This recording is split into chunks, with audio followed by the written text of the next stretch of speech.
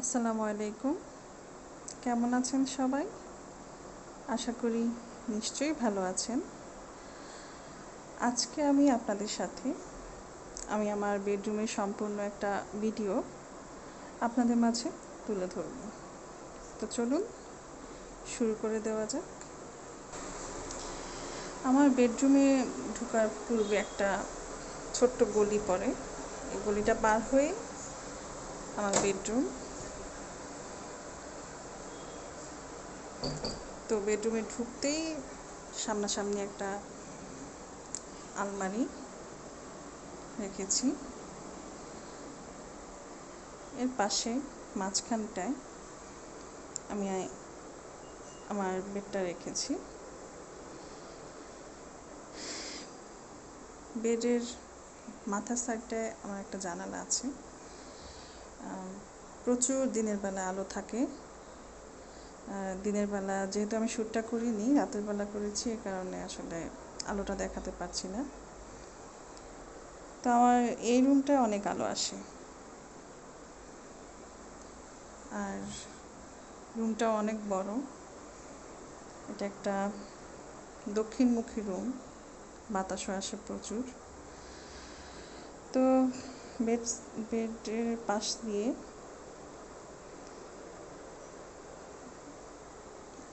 এই পাশটায় ওয়াশরুমে যাওয়ার রাস্তা। এটা একটা ওয়াশরুম। এরপর ওয়াশরুমের সাইড দিয়ে এখান দিয়ে একটা বারান্দাটা খুব ছোট। আমি অন্য একদিন আপনাদের সাথে শেয়ার করব বারান্দাটা। তো বেড সাইডটার পাশে আমি ড্রেসিং টেবিল রেখেছি। এটা একটা পুরো সম্পূর্ণ ওভারভিউ আমি আমার রুমের মাঝখানটায় সাইডে দাঁড়িয়ে দেখাচ্ছি। খুব বেশি আমি এখানে ফার্নিচার দিয়ে রাখিনি, সিম্পল যতটুকু প্রয়োজন ঠিক ততটুকুই আমি রেখেছি। তো ডিটেলসে যাই। আমি আমার আলমারি থেকে শুরু করি। এই আলমারির উপর দিয়ে আমি ভিতরে আমার প্রয়োজনীয় জিনিসপত্র, উপরে আমি একটা ট্রলি ব্যাগ রেখেছি আর একটা কমফোর্টের ব্যাগ। ট্রলিটার ভিতরেও আমার শীতকালীন জিনিসপত্র রয়েছে। এটা একটা এক্সট্রা একটা জায়গা দখল করে, তাই আমি ট্রলিটাতে রেখেছি শীতকালীন কাপড় চোপড় সব।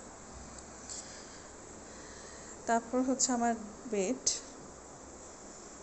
এই বেডটা 5 ফিট বাই 7 ফিটের একটা বেড, রিগেল থেকে নেওয়া। তো এই যে সম্পূর্ণ বেডের ভিডিওটাই দেখাচ্ছি, দেখেন।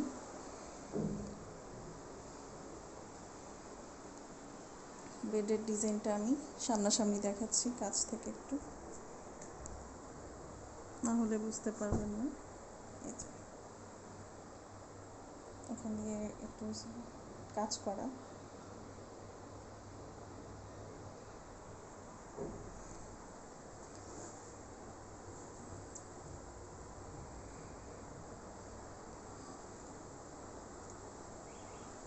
তো বেডের এই পাশটা খালি। আমি এই পাশটায় যে ওয়ালটা খালি আছে, ওয়ালটাতে আমি আমার নিজে যতটুকু ডিআইওয়াই করা যায়, ডিআইওয়াই দিয়ে আমি সাজানোর চেষ্টা করেছি। এখানে এগুলো হচ্ছে সুপারি পাতার প্লেট। আমি প্লেটের মধ্যে পেন্টিং করেছি। সবার কাছে এখন পরিচিত একটা জিনিস সুপারি পাতার খোল। তো এই প্লেটে আমি নিজে পেন্টিং করে এগুলো ওয়ালে ঝুলিয়ে দিয়েছি। আর একটু এক্সট্রাভাবে শহরে সবুজ জিনিস ভাল লাগে দেখতে, এ কারণে আমি আর্টিফিশিয়াল এই পাতার ইসেটা আমি এখানে লাগিয়ে একটু সৌন্দর্য বৃদ্ধি করার জন্য চেষ্টা করেছি। তো জানি না কেমন হয়েছে, সবাই কমেন্ট করে জানাবেন। আর এটা একটা আরাম থেকে নেওয়া ওয়ালমেট। তো এই ওয়ালটায় আর কিছু করিনি, ভবিষ্যতে আরও কিছু করার ইচ্ছা আছে। একটু লাইট লাগাবো, তাও আপনাদের সাথে শেয়ার করব। তো তো এখানে আমার মাস্টার বেডরুমে যে ওয়াশরুমটা, আর এ পাশটায় বেডের ওই সাইডটা তো দেখেছেনই আলমারি, আর বেডের এই সাইডটাতে আমি আমার ড্রেসিং টেবিল রেখেছি। ড্রেসিং টেবিলে আমার যতটুকু নিত্য প্রয়োজনীয় জিনিস, সাজুগুজু করা জিনিস, আর কয়েকটা ক্যান্ডেল রেখেছি। মাঝে মাঝে যখন একটু শখ হয় ক্যান্ডেলগুলো জ্বালিয়ে দিই। আর ভিতরে আমার প্রচুর ক্যান্ডেলের ফ্যাসিনেশন রয়েছে। ভিতরেও আমার সব ক্যান্ডেল, বেশিরভাগই ক্যান্ডেল দেখতে পাচ্ছেন। একটু ক্লোজভাবে দেখিয়ে দিচ্ছি। তো ড্রেসিং টেবিলের এই পাশটা আমি সব অর্নামেন্টস রাখার জন্য 3টা বক্স রেখেছি, অর্নামেন্টস রাখার। আর এই তো ড্রেসিং টেবিলের একটা। আর এই যে এখানে আমি একটু সবাইকে একটা টিপস দিই। এই যে আপনাদের অনেক সময় মালা, লহর ঝুলানোর জন্য একটু এক্সট্রা জায়গা দরকার পড়ে, বা এক্সট্রা বক্স এর মধ্যে রাখেন অনেকে। তো আমি আমার ড্রেসিং টেবিলের উপরে কর্নারে একটা স্টিকার ওয়াল হুক লাগিয়ে আমার এই বিভিন্ন মালাগুলো ঝুলিয়ে দিয়েছি। তাহলে আর আমার বক্সে রাখার প্রয়োজন পড়ে না। আবার বক্সে রাখলে অনেক হিজিবিজি হয়ে যায়, অনেক সময় মালা ছিঁড়ে যায়, এলোমেলো হয়ে যায়। এই কারণে আমি এখানে রেখেছি। আমার জন্য এটা খুব সুবিধার মনে হয়েছে। আপনারাও চেষ্টা করে দেখতে পারেন, জিনিসটা হেল্পফুল হবে। তো আমার